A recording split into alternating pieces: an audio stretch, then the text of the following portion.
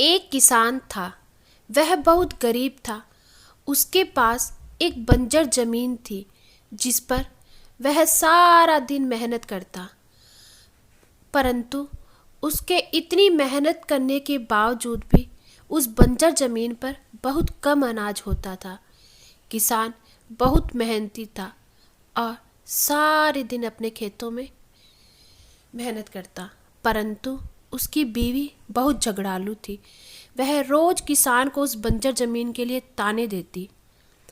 पता नहीं भगवान ने मुझे किस पागल के पल्ले बांध दिया। सारा दिन बैल की तरह उस बंजर जमीन पे काम करता है, परंतु उसमें इतना भी अनाज नहीं होता कि हम दो लोगों का पेट भर सके। तुम उस बंजर जमीन को छोड़कर शहर क्यों नहीं जाते? सारा दिन उसमें अपना समय व्यतीत करते हो और अंत में तुम्हें क्या मिलता है? कुछ भी तो नहीं। हम दो लोगों के लिए पेट भर खाने का अनाज भी नहीं होता उसमें।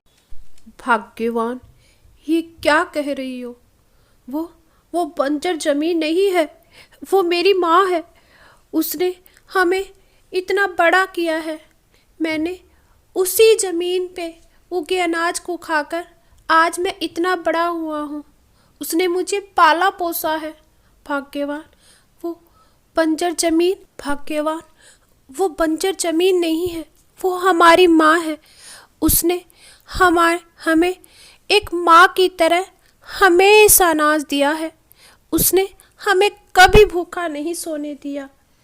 देखना, एक दिन उस जमीन पर भी खूब फसलें लहराएंगी। नहीं, तुम ये सपने देखने कब बंद करोगे? कब उस बंजर जमीन पे फसल लहराएगी? सारा दिन यही बात रहती है। उन दोनों की इसी बात पर हमेशा लड़ाई रहती और किसान हमेशा इस उम्मीद से, इस विश्वास से अपनी ज़मीन पर मेहनत करता कि एक दिन उसकी ज़मीन पर ज़रूर फसल लहराएगी और उसके खेत भी दूसरे खेतों की तरह उपजाऊ हो जाएंगे। उसने अपने खेत में एक छोटा सा हनुमान जी का मंदिर बनवा रखा था, क्योंकि वह बचपन से ही हनुमान जी का भक्त था। वह रोज हनुमान जी के सामने दीपक जलाता और हनुमान जी को अपनी सारे दिन के सुख दुख के बारे में बताता। एक दिन हनुमान जी उसकी सच्ची निष्ठा देखकर प्रसन्न होकर उसे दर्शन देते।